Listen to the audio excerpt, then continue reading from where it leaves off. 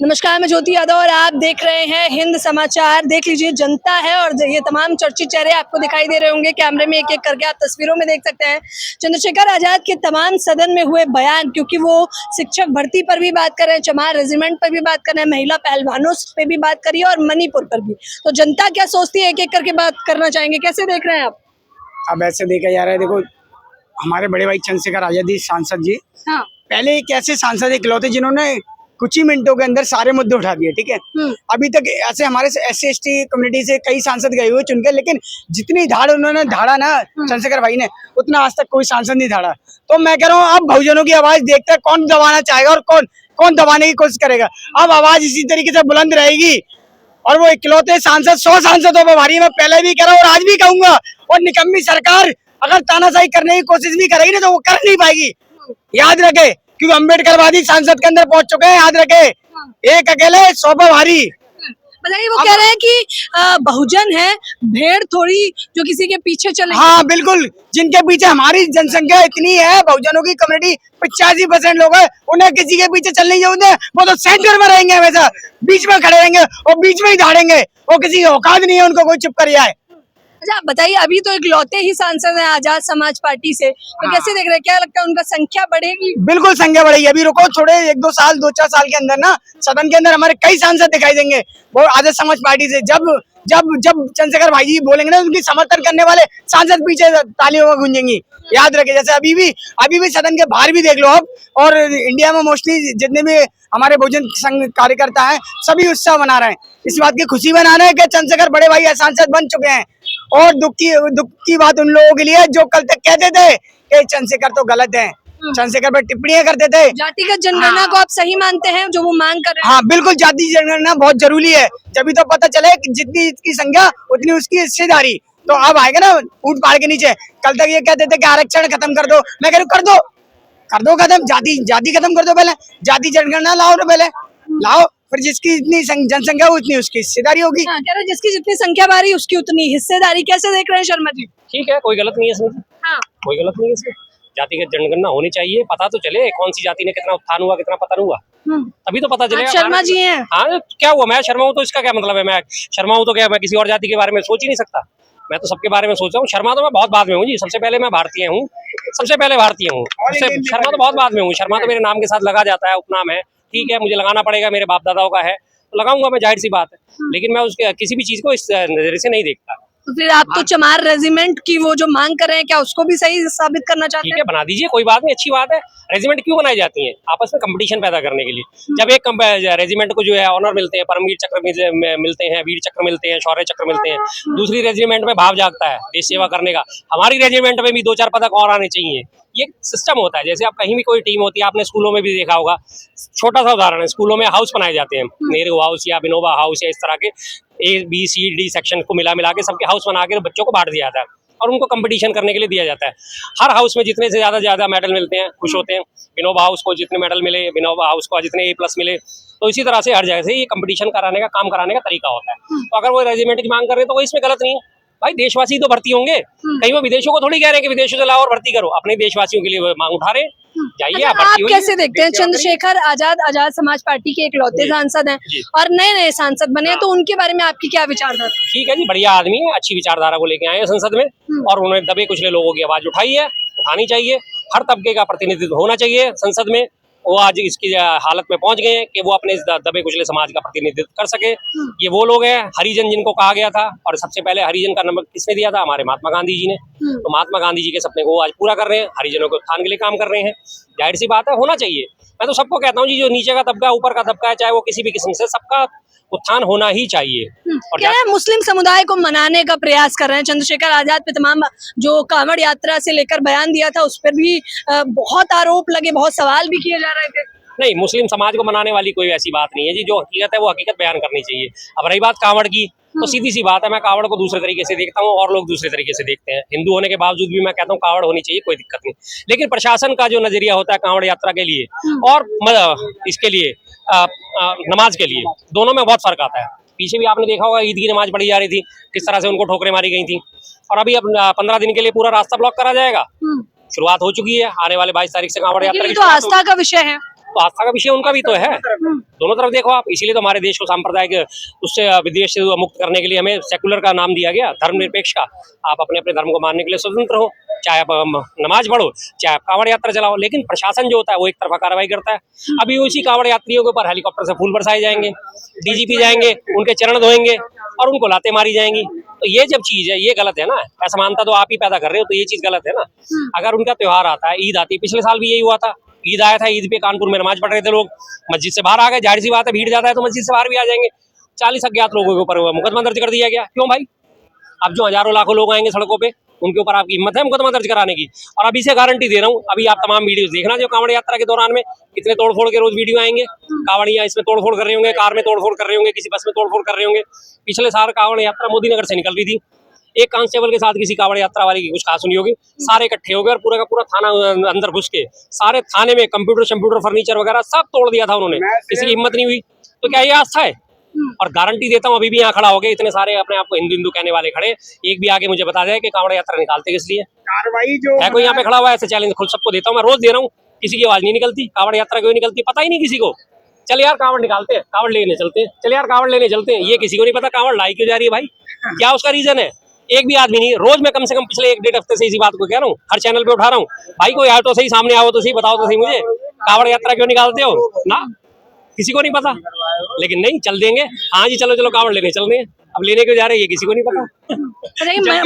ये किसी को नहीं पता। सवाल तो आपने बहुत अहम पूछा है। और लेकिन कैसे देख रहे हैं, मणिपुर से लेकर पहलवानों के कुछ मिनटों में ही उन्होंने मणिपुर भी बोला, पहलवान भी बोला, जातिगत जनगणना भी बोल दिया। बिल्कुल कहते हैं ना, जो मोदी जी के लिए कहा जाता है एक अकेला सब पे भारी, आज मैं चंद्रशेखर आजाद जी के लिए कहता हूँ एक अकेला सब पे भारी। जो वास्तविक मुद्दे हैं, जो ज्वलंत मुद्दे हमारे देश के, जो वास्तविक मुद्दे जिन्हें कहा जा रही है, बहन बेटियों के साथ अत्याचार हुआ, गलत था, आवाज उठाई, बहुत अच्छा लगा। मणिपुर में नग्न परेड कराई गई, उसके लिए उन्होंने आज आवाज उठाई, बहुत अच्छा लगा।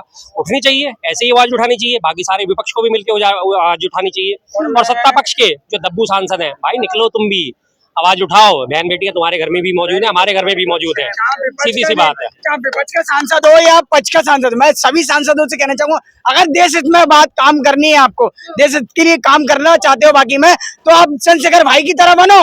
और फिर जब आप देश का विकास ना हो तो कहना मेरे से, विकास होगा 100% होगा। जो अभी तक धर्म की राजनीति करते आ रहे थे बीजेपी गवर्नमेंट के सारे सांसद, वो अब धर्म की राजनीति कोई करके दिखा दे। किसी औकात नहीं नेता की कोई संविधान के खिलाफ बोल के दिखा दे। याद रखिए, अब तो संविधान चूमा जा रहा है। कैसे देख रहे हैं अरुण?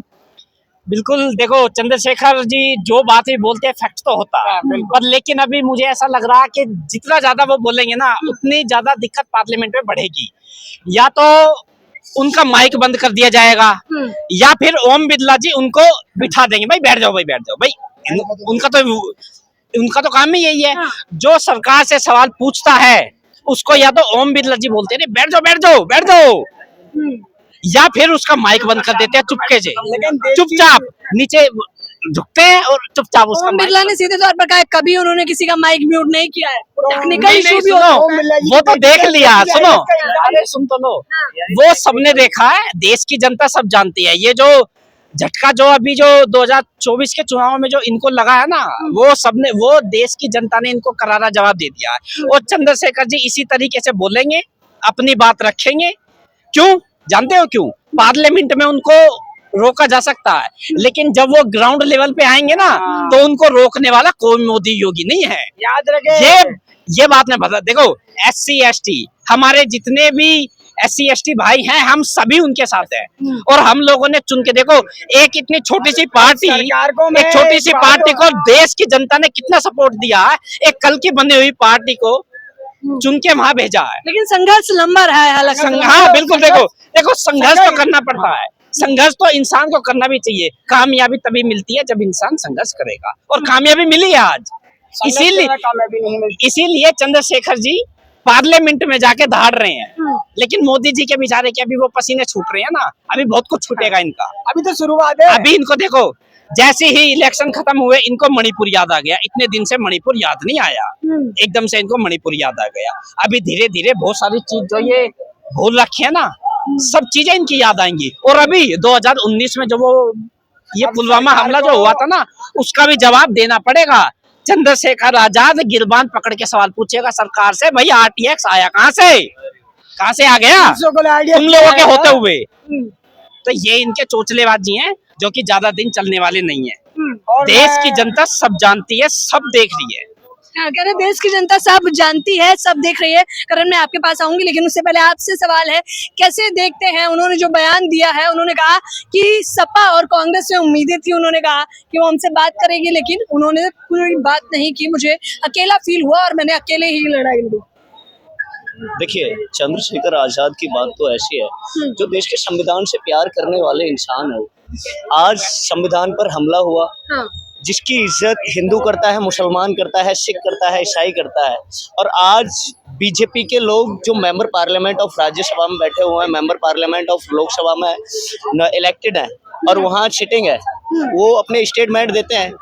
वो किस लिए? उससे पहले, देने से पहले, जब उसकी सदस्यता ग्रहण करते हैं, जब उसकी शपथ लेते हैं, तो संविधान की कसम खाकर, मैं संविधान का साक्षी होकर गवाही देता हूँ इस बात की, मैं संविधान की कसम खाकर शपथ लेता हूं कि मैं संविधान के खिलाफ कभी भी कोई काम नहीं करूंगा। आज उसी संविधान के खिलाफ भारतीय जनता पार्टी रोड पर 400 पार का नारा दे रही थी। देखा ना, देश की जनता ने उनको 240 पर रोकने का काम किया। जो 2014 और 2019 के अंदर जो भारतीय जनता पार्टी को मैंडेट मिला था, वो डिक्रीज होकर आगे आज 240 पर स्टॉपेड हो गया। आज बैसाखी के सारे नरेंद्र मोदी जी चलने लगे। देखिए, चंद्रशेखर आजाद जो है वो बहुत अच्छी बात कर रहे हैं। अभी मैं सुन रहा था कि जातिगत जनगणना होनी चाहिए, देश के अंदर जातिगत जनगणना भी होनी चाहिए। 3% लोग, 3 से 5% लोग देश में सत्ता थोड़ी करेंगे। देश के अंदर जो सत्ता का हकदार है, जिसके ऊपर, जिसको सत्ता का अधिकार है, जिसकी जितनी भागीदारी है, उसका आइडेंटिफाई होना चाहिए, पूरा कंफर्मेशन होना चाहिए, धरातल पर होना चाहिए कि इतनी इसकी पॉपुलेशन है, इतनी इस कम्युनिटी की है, इतनी इस कम्युनिटी की है।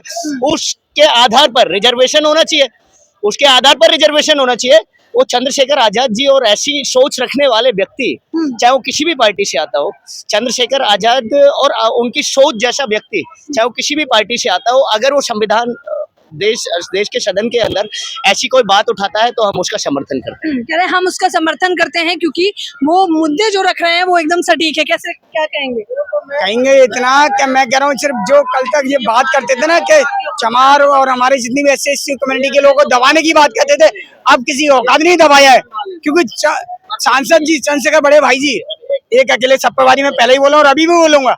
और जो कल तक बात करते थे, बोलने पर शांत, अभी सदन के अंदर पहला उनका स्पीच था चंद्रशेखर भाई का, तो उन्हें लोकसभा स्पीकर जी ने बोला बैठ जाइए। उन्होंने कहा मैं आजाद हूँ, मैं आजाद हूँ, आजाद रहूंगा।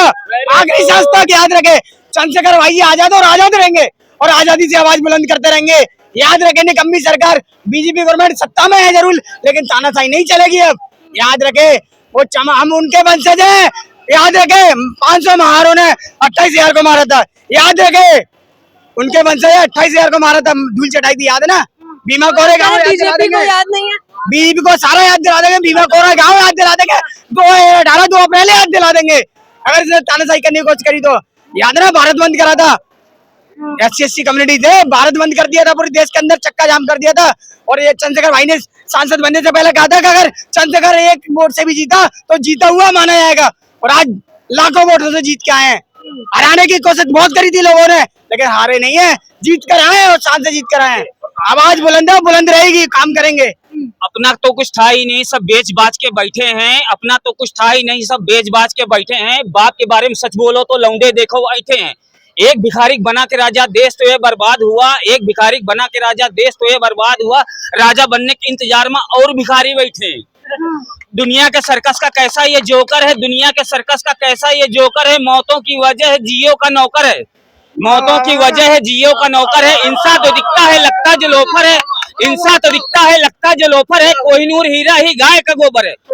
3000 साल गुजारी असुरों ने आरक्षण में, दलित की वोटी ऐसे नोची गिद्ध जुटे हो भक्षण में। 3000 साल गुजारी असुरों ने आरक्षण में, दलित की वोटी ऐसे नोची गिद्ध जुटे हो भक्षण में। धनवान इनके हिस्से में जाए देश की ऐसे संपत्ति, धनवान इनके हिस्से में जाए देश की ऐसे संपत्ति। फिसल रहा हो मुट्ठी से रेता आने वाले हर क्षण में। क्या बात है, क्या नाम है आपका? नदीम अहमद, कहाँ के रहने वाले हैं? लखनऊ शहर। ये चंद्रशेखर आजाद को कैसे देख रहे हैं आप? बिल्कुल उनको आना ही था, कंफर्म था। और वो जो ग्राउंड पे काम कर रहे हैं, जो जमीनी काम कर रहे हैं, वो उनका कायदे का है। वो कारों में घूमने वाले आदमी नहीं, वो पैदल चल रहे हैं, गली गली चलते हैं वो सड़कों पर। जमीनी नेता है कैसे हाँ, देख रहे जमीनी हैं? नेता है वो, जमीन पे चलते हैं। जमीनी नेता है, किसान है, वो किसान की तरह काम किया है, छोटे पायदान से लेके बड़े पायदान तक पहुंचा है, संघर्ष करके संघर्षी नेता लेकिन है। आकाश आनंद तो कह रहे थे मैं किसी चंद्रशेखर को नहीं जानता। वो जान जाएंगे पता चल समझा जाएगा। देंगे, टेंशन मत लो, क्यों परेशान हो, टेंशन मत लो, जान जाएंगे, टाइम बाकी है अभी। हाँ। हाँ, जो मुद्दे वो उठा रहे हैं, चमार रेजिमेंट की बात कर रहे हैं, जातिगत जनगणना, सही मुद्दे लगते हैं जायज जनता मुद्दे हैं, जायज एकदम हाँ। एकदम जायज मुद्दे हैं। उन्होंने जो मांग की एकदम इससे पहले करना चाहिए था लोगों का, लोगों ने नहीं किया, लोगों ने नहीं किया। लेकिन चंद्रशेखर भाई जब से आए हैं तब से लोगों के अधिकारों को उठा रहे हैं जी, और छाती चौड़ी करके उठा रहे हैं। सब डरते हैं, सब पार्लियामेंट के अंदर के बंदा कोई सवाल दाग ना दे, उससे इतने खौफ खाते हैं चंद्रशेखर भाई से। पंजाब रेजिमेंट नहीं है, मराठा रेजिमेंट नहीं है, और रेजिमेंट नहीं है, क्या वो अपना बोल रहे हैं रेजिमेंट बनाने के लिए गलत बना रहे हैं? मैं कह रहा कितना आरक्षण दे, कितनी छूट दे दे इन समुदायों को। क्यों खत्म कर देना चाहिए?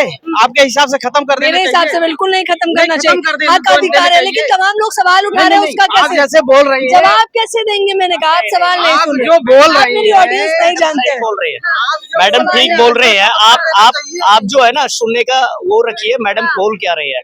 मैडम बोल रहे हैं कि मतलब खत्म नहीं होना चाहिए रेजिमेंट। देश के अंदर राजपूत रेजिमेंट है, जाट रेजिमेंट है, गोरखा रेजिमेंट है, मराठा रेजिमेंट है, मोस्टली रेजिमेंट्स है।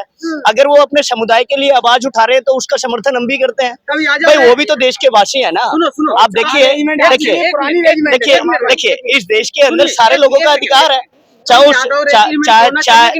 तो उनकी मांग क्यों नहीं कर रहे हैं? जो उत्तर प्रदेश से सबसे ज्यादा सीट जीत के ले आया है, उसका यादव रेजिमेंट क्यों नहीं होना चाहिए? देखिए सभी के रेजिमेंट होने चाहिए, सभी को अपने नाम को सर्वोपरि ले जाने की एक इच्छा है, सभी के अंदर इच्छा होती है। आज अगर वो देश के अंदर चमार रेजिमेंट ऐसे उसकी रेजिमेंट की बात कर रहे हैं तो उसका हम समर्थन करते हैं। वो अपने समुदाय के लिए बात कर रहे हैं, जिस समुदाय का आज तक भारतीय जनता पार्टी शोषण करती रही और उस देश की उस जैसी विचारधारा के लोग उनका शोषण करते रहे, उन दलित भाइयों का बहनों का। आज देश के अंदर अगर वो उसकी हित की बात करते हैं चंद्रशेखर आजाद जी, तो हम उनका समर्थन करते हैं, हम उनके साथ खड़े हैं। ये देश उनके साथ खड़ा हो। जय हिंद, जय भारत। जय हिंद, जय भारत। और आप देख सकते हैं तमाम लोग जय भीम, जय संविधान के भी नारे लगा रहे हैं। ये जनता है जो मुखर होकर बोल रही है चंद्रशेखर आजाद के लिए। आप लोगों को क्या लगता है? आप भी मुझे अपनी राय जरूर बताइए। कैमरा पर्सन देव के साथ ज्योति यादव, हिंद समाचार।